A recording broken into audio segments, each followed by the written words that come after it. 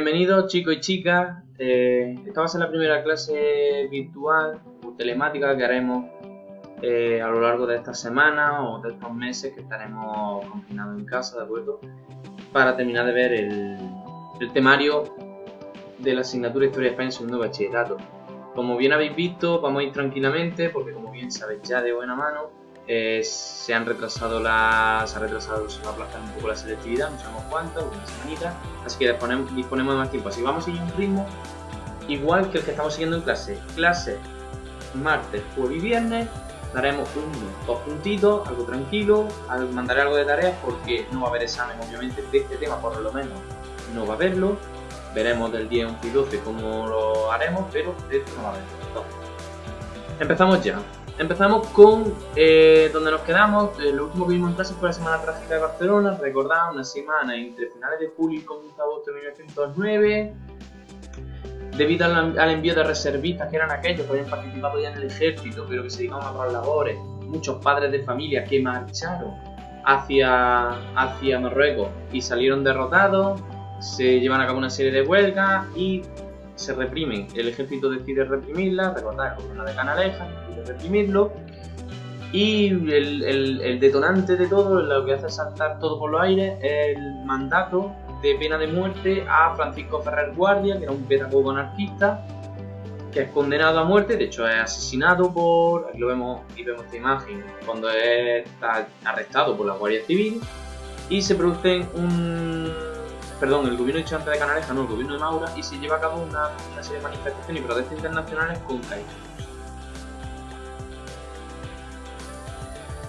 Otro punto que vamos a ver, punto 3.2, España en el contexto de la Primera Guerra Mundial. Ya lo dije en clase, España lo primero que hace es mantenerse neutral en esta guerra, ¿de acuerdo? En la Primera Guerra Mundial no se alían ni con la Triple Entente, nada, ellos se mantienen neutrales. Ellos se mantienen neutrales,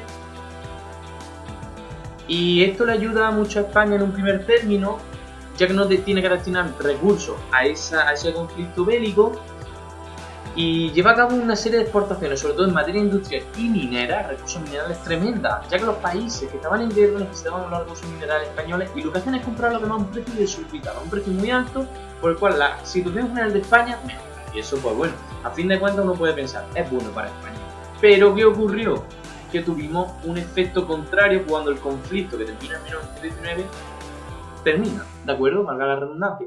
Y es que han comprado a un precio tan alto, esos recursos minerales y esas manufacturas y esos productos industriales, que la población española, la empresa española, no es capaz de hacer frente a esos precios. Recordad que la sociedad española estaba mucho más empobrecida que la de países que habían participado en la Primera Guerra Mundial, y se produce una inflación. Una inflación básicamente es el incremento del valor de algo, del precio de lo que es.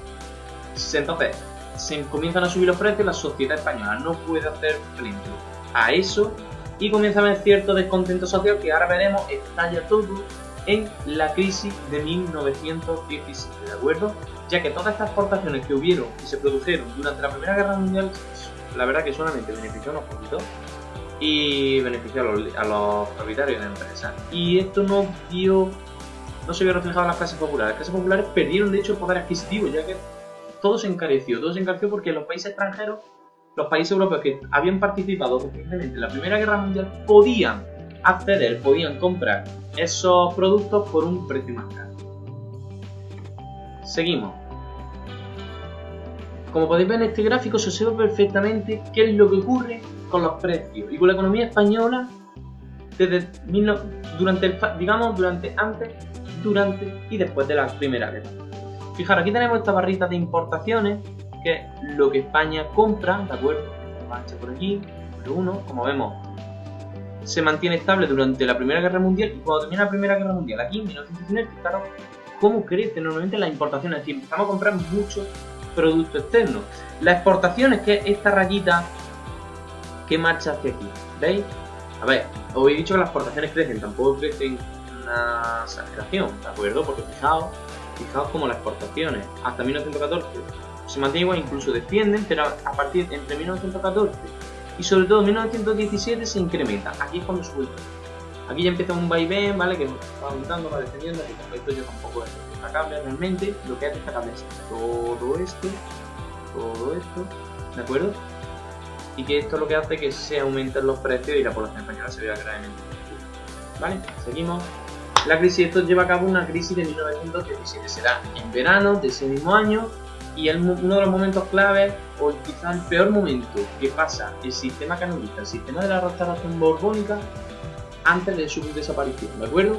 Se juntan tres factores: la crisis militar, la crisis de la crisis la crisis política y la crisis social. La crisis militar. Se establece una junta de defensa. ¿Por qué? Porque recordad que el gobierno había favorecido el progreso, el ascenso en el escalafón de los generales africanos, de los africanistas, se le conocerá a partir de ahora, ¿de acuerdo? Les favorecía a ellos. Recordad que también el gobierno, era un gobierno civil y el gobierno militar pretendía tener mucho peso en la política. Entonces, se producen una serie de amotinamientos por parte del ejército militar, recordad, como por ejemplo las redacciones de Curcult u otras publicaciones de tinte nacionalista catalán, ¿de acuerdo? Por tanto, el gobierno, ¿qué es lo que hizo? Ante el temor de un posible golpe de Estado, cedió a ese amotinamiento de los militares y, como podéis ver aquí, le dio cierto poder, más poder político a los militares, que crearon juntas de defensa. Recordad, juntas de defensa y armamento al estilo de las que se crearon en España durante la Guerra de la Independencia de 1808. Es el primer aspecto que se junta a la crisis de 1917. El segundo, la crisis política. La asamblea de parlamentarios. ¿Qué ocurre? Se suspenden las garantías constitucionales, de hecho se cierran las cortes, dejan de legislar las cortes, y eso provoca un descontento sobre todo en los partidos que no forman parte del turno, y especialmente los nacionalistas catalanes. Los nacionalistas catalanes, dirigidos por Cambó, que va a ser de momento el máximo representante de la Lliga catalanista, convoca una asamblea de parlamentarios en Barcelona, ¿de acuerdo? Con el objetivo final de reformar la Constitución y dotar de mayor autonomía a Cataluña. ¿Quiénes acudieron? Pues verdaderamente fue un desastre, porque no acudió ni un tercio de los representantes que debían acceder a esa asamblea de parlamentarios, que si no mal recuerdo se celebró en Montjuïc. Acudieron un tercio, por tanto no sirvió para nada, además se disolvió y de hecho fueron las juntas de defensa encabezadas por los militares las que disolvieron, ayudaron mucho a disolver esta asamblea de parlamentarios. Pero bueno, el conato de insurrección nacionalista en Cataluña, como ya recordáis, se vino extendiendo desde la propia Semana Trágica de Barcelona. Y a todo ello hay que sumar que en agosto de 1917 se convoca una huelga general que, por otro lado, es un éxito, ¿de acuerdo? Recordad, esa crisis económica provocada por la inflación de precios, porque los países extranjeros compran nuestras materias primas, nuestros recursos minerales y nuestros productos industriales a un precio mayor que lo que se compran en España, porque no podemos, además de toda esta agitación política que se estaba dando, constantes sucesiones constantísimas y durante muy cortos periodos de tiempo en el gobierno, hace que la población esté francamente descontenta y se lleva a cabo una huelga general que es todo un éxito, y convocada además por UCD, ligada a los socialistas, y la CNT ligada a los anarquistas, ¿de acuerdo? ¿Con qué intención? Implantar una república democrática, ¿de acuerdo? ¿Cuál es la consecuencia de todo esto? ¿O cómo se acaba con la huelga general? El ejército. Recordad, siempre el ejército el que va a reprimir la huelga general. Se reprime con dureza, hay numerosos juicios, numerosas personas van a prisión después de toda esta huelga. Y esto lo único que hacía indicar era que el germen del fin de la restauración estaba presente. Ahora veremos en el punto 4 cuál es el golpe definitivo, el golpe definitivo al sistema de la República. Aquí podemos ver unas características más de la Junta de Defensa. Eran organizaciones parecidas, sindicatos, donde los militares se organizaban buscando mejoras laborales, ¿de acuerdo? Además de participar mayor en la vida política. Ellos sabían que el gobierno era muy débil y los necesitaba, y muy importante esto, lo de la igualdad en el ascenso, que se era por antigüedad, con los militares destinados en África. Ahora veremos el nombre de algunos militares, de algunos generales que ascendieron muy rápido, y esto fue un germen también para posteriormente la sublevación militar en 1936. La asamblea parlamentaria, aquí lo tenéis, ¿de acuerdo? Ya lo he dicho, básicamente ya lo he dicho todo, que fue un fracaso, no se llegó a nada, se pretendía ya la autonomía, pero no se llegó a nada y además fue disuelta por las fuerzas del orden, por los cuerpos de seguridad del Estado, el 19 de julio, ¿vale?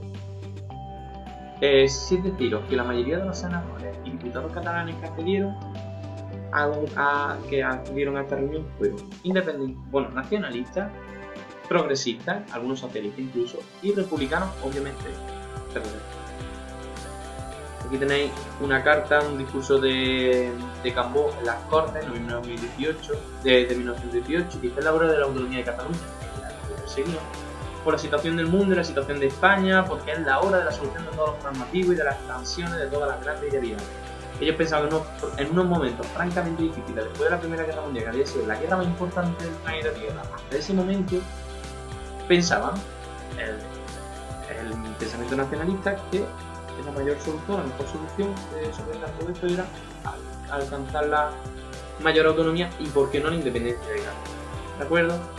Y la hora de la solución del problema de Cataluña llega. Ya quería, ha llegado por la unanimidad de la voluntad. Afirman, recordáis, siempre afirman que es toda la población la que está de acuerdo con todo esto, porque supongo no consideraréis motivo todo aquí para retrasar la solución, la expresión de que hay un grupo, una minoría separatista catalana. Yo digo que el nacionalismo catalán es un hecho biológico. Fijaros, recordad aquel racismo, aquel etnicismo biológico. Fijaros, un hecho biológico. Está diciendo que el nacionalismo es algo que tiene el catalán de por sí en su cuerpo. Algo que ya vimos también con el nacionalismo vasco. Que la autonomía es una fórmula jurídica para resolverlo. Y la manera de resolver todo este nacionalismo catalán es la autonomía. Y que frente a un hecho biológico caben por parte del poder público tres actitudes y tres posiciones. Lo que dice, lo que pasa el poder público. La de desconocerlo, combatirlo hasta intentar extirparlo, que es lo que teóricamente estaba haciendo para ello, y la de resolverlo mediante una solución jurídica, que es lo que pretendía Francesc Cambó. Y además en 1917-1920 tenemos un ascenso del movimiento obrero y una época que se va a conocer como el trienio bolchevique. ¿Por qué trienio bolchevique? Porque pretendían la vía revolucionaria, algo que ya había pasado en la Unión Soviética, bueno, en la Rusia zarista, pocos meses antes, ya que recordar, la revolución bolchevique triunfa en octubre de 1916.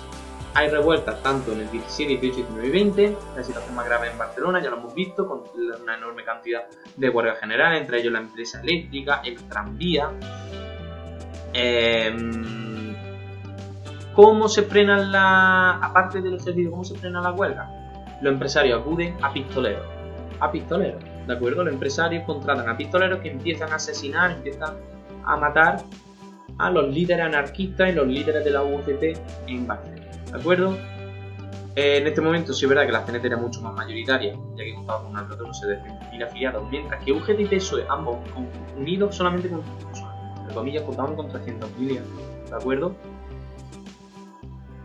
En estos momentos la ciudad de Barcelona se suma en una inestabilidad brutal. Hay pistolerismo, se conoce una época de pistolerismo entre anarquistas, entre sindicalistas y pistoleros contratados por la patronal que deseaba el fin de la ciudad. Aquí podéis ver en este mapa el número de afiliados también de la CNT, en azul, recordad toda esta zona, Andalucía, Levante, Cataluña, también la zona minera de Asturias. Predomina la CNT, mientras que las grandes ciudades como País Vasco, Madrid y toda esta zona del centro predomina los socialistas. En 1921 hay un hecho definitivo, tampoco vamos a parar mucho en esto, y es que los marxistas se dividen en dos. Por un lado tendremos los reformistas, que serán los socialdemócratas que no piensan en la vía revolucionaria, ¿de acuerdo? Que se van a integrar en la Tercera Internacional, a la cual no van a acudir los revolucionarios, los comunistas, los que pensaban que ya de una vez por todas el poder a través de la vía revolucionaria debe pasar de un Estado controlado por oligarcas y por burguesía a estar controlado por el pueblo, lo que se conoce como la dictadura del proletariado. Y ellos, estos revolucionarios comunistas, formarán y fundarán el Partido Comunista de España, que va a estar dirigido por Julián Besti, uno de los personajes más importantes en el primer tercio del siglo XX. Aquí tenéis algunas características de la huelga general, que echan un vistazo, ¿de acuerdo? Aquí sigue una serie de huelgas generales que se dan por toda España. Y mirad, fijaos, la cantidad de huelgas en azul que hay, con un pico máximo, sobre todo entre 1919 y 1920, ¿de ¿de acuerdo? Tiene un enorme número de huelguistas. Fijaros, aquí tenéis una comparativa de los precios de 1913 a 1919, fijaos, el pan 3 kilos de 0,9 pesetas a 1,65 pesetas, las habichuelas de 0,3 a 0,5, el jabón de 0,05 a 0,15. Perdonad, seguimos por aquí, ¿vale? Es decir, lo que podemos ver es una evolución, fijaos aquí también los precios, la barrita naranja, cómo crece, mientras que los salarios no lo hacen al mismo nivel, y esto provoca una inflación que aumenta de precio por encima de lo que la población es capaz de hacer, ¿de acuerdo? Motivo de la huelga. Aquí tenéis. Esto lo vais a tener que comentar, ¿de acuerdo? Esto vais a tener que hacer dos tareas hoy, solamente ver un vídeo y por otro lado comentar esto. ¿De acuerdo? Aquí una variación, aquí dos tablas con variación de precios y el número de huelgas. Tenemos que decir ante qué nos enfrentamos, lo tendréis que hacer de manera individual, no tendréis por claro qué es esto, qué señas, por qué se produce, cuáles son las consecuencias, que ya lo hemos visto en el vídeo. Y por último, el final del sistema de la restauración, veremos. A partir de 1917, ya estuvimos viendo que se forman gobiernos de concentración, ¿de acuerdo? Cada vez una mayor participación del rey, también del ejército. Por otro lado están los catalanes, los autonomistas, los nacionalistas catalanes, que comienza a subir el tono de su protesta, digamos. Y el golpe de gracia lo vamos a ver ahora mismo con el desastre de acuerdo, que terminará dando el final de la restauración. En Andalucía se produce una serie de levantamientos anarquistas, sobre todo en las zonas rurales, muy sangrientos, y se conoce como trienio bolchevique en el sur de Andalucía. Y bueno, los patrones ya he dicho que cierran, o sea, luchan contra la protesta contra la protesta de los obreros a través del cierre patronal, es decir, van cerrando sus fábricas para así ahogar al trabajador, y creación de sindicatos amarillos. Los sindicatos amarillos son sindicatos, pero que no luchan por los intereses de los trabajadores, sino que luchan por los intereses de la empresa. Digamos que una empresa forma un propio sindicato que se hace mayoritario en esa empresa y lucha por sus beneficios, no por los beneficios de los trabajadores. ¿Qué es lo que consiguen? Luchar contra los sindicatos de clase que eran UGT y CENTE, aparte de recurrir a pistoleros, que es algo que ya hemos visto, a lo que recurre la patronal, especialmente en Cataluña, desde 1917 hasta 1920. Pasamos al punto 4, el desastre anual. Lo vamos a ver muy rápidamente. Primero, la crisis de Marruecos. ¿Qué ocurre? Que esto ya es el golpe definitivo al sistema de la restauración. En 1906 hay una lucha entre Alemania y Francia por ver quién, porque Alemania quería influir más en el norte de África, tener algunos territorios, que se le repartían algunos territorios en África, a lo que Francia se niega, y se reúnen Francia, Reino Unido, Alemania y España en Algeciras en 1906 y llegan a una serie de acuerdos. ¿Y a nosotros qué nos compete todo esto? Que España se queda con el norte, con el RIF, con el norte de Francia, ¿de acuerdo? Todo esto se firma el 7 de abril por Alemania, Francia, España y Reino Unido. España llega a un acuerdo con Francia en el Tratado de Fez 1912, donde claramente queda que ellos deben establecer un protectorado en Marruecos compartido, donde Francia se quedará al sur y España al norte, ya digo, una región malísima, pero nos venía bien para defender nuestro territorio, para defender posibles invasiones desde el norte de África y, ¿por qué no?, por recuperar cierto prestigio que habíamos perdido en 1892, ¿de acuerdo? Lo que pasa es que esa ocupación, como veis aquí, fue muy lenta, inconsistente, intermitente y no se estableció un poder realmente afianzado en eso, ¿de acuerdo? Y llegamos a 1921 y se produce el desastre anual. ¿Qué es lo que vais a tener que hacer? Vais a ver un vídeo, os voy a poner el vídeo, ¿de acuerdo? Dura muy poco, pero de todas formas os dejaré por aquí arriba el enlace ahora cuando suba el vídeo y lo podréis ver. Bueno, perdonad que se me ha olvidado deciroslo. Tendréis que responder a estas preguntas, ¿de acuerdo? Con la llegada. Estas preguntas las tenéis aquí: con cuántos hombres contaba el ejército español Marruecos que lo lideraba, qué día se produjo el efecto sobreanual, cuál es el saldo de pérdidas, cuáles fueron las consecuencias que se dieron en la península y los principales perjudicados o el grupo perjudicado de esta derrota. Esto lo tendréis que hacer también. Tenéis que hacer un comentario de eso que os he enseñado antes, de la tabla con los precios y la huelga, y esto, ¿de acuerdo? Solamente. De los años 20, el problema con Marruecos aparece de nuevo en la vida de nuestro país. El ejército español destacado allí Está mandado por el general Silvestre y cuenta con 80.000 hombres. Las operaciones militares que se realizan pretenden hacer efectivo el dominio español sobre el protectorado del norte de Marruecos. En el Rif, la zona oriental del protectorado, las tropas españolas han de enfrentarse a las tribus bereberes mandadas por Abdelkrim. El 16 de julio de 1921, los rifeños atacan masivamente y cercan a los soldados españoles destacados en Anual. 5 días después, el general Silvestre ordena la retirada hacia Melilla, pero la retirada acaba convirtiéndose en una desbandada. Se produce una persecución de 140 kilómetros, en la que las fortificaciones construidas por los españoles en los últimos 10 años caen una detrás de otra como fichas de dominó. La persecución acaba en el fuerte del Monte Arroyo, donde los 3.000 soldados que han conseguido llegar logran resistir un asedio de 10 días. Finalmente, los rifeños toman el lugar y pasan a cuchillo a 2.300 soldados. Los demás son hechos prisioneros.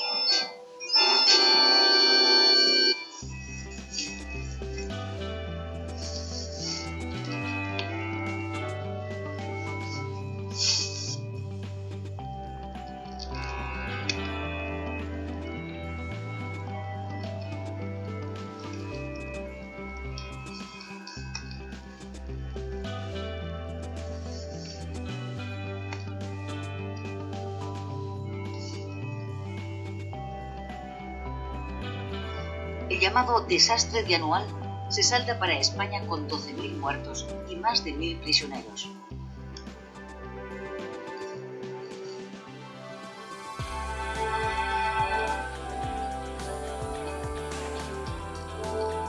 En España, la noticia del desastre provoca en la calle manifestaciones de protesta por parte de republicanos, liberales y socialistas.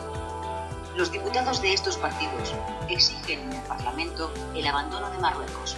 Además de al ejército, hacen al rey responsable del desastre. El ejército vuelve a estar en el punto de mira de la sociedad española.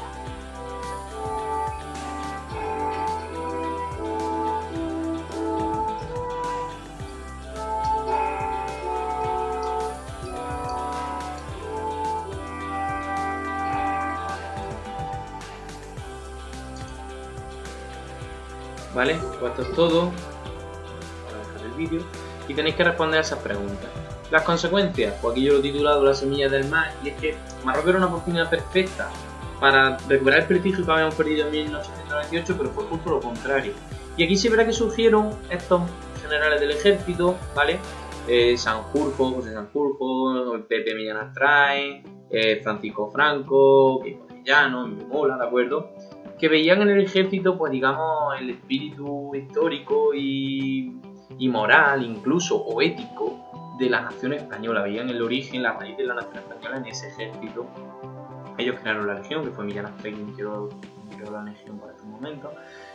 Y estos mandos se vieron empoderados porque disfrutaban mejores salarios y además tenían mucho más rápido en el escalafón que los que ya estaban destinados a la península. Recordad que por eso crearon la Junta de Defensa, ¿de acuerdo? ¿Y qué es lo que hicieron? Practicaron una brutalidad en el protectorado español, en el norte de Marruecos, brutal, que fue luego la que llevaron a España durante la huelga de 1933 y, como imagino que conoceréis, durante la guerra civil de 1936 contra los únicos ante el gobierno de la nación en 1936 y posteriormente tras el fin. Pues esto es todo por hoy, ¿vale? Entonces, ¿qué tenemos que hacer? Dos cosas, un comentario de esa diapositiva que está aquí, ¿de acuerdo? Con una captura de pantalla o lo que sea, como lo hacemos, como comentamos que el tipo de gráfico es, y hacemos un comentario como siempre, y las preguntas ¿de acuerdo? Una cosa muy sencillita, le pondré nota, esto es muy sencillo, pero bueno, hay que solventar este tema así. Los próximos no, los próximos ya haremos también cuando a la normalidad las clases presenciales, ¿de acuerdo? Bueno chicos, esto es todo por hoy. Hacer los ejercicios, esto os voy a dar hasta martes. Os dejo hasta mañana por la noche para que me lo entreguéis. Sé que lo bien.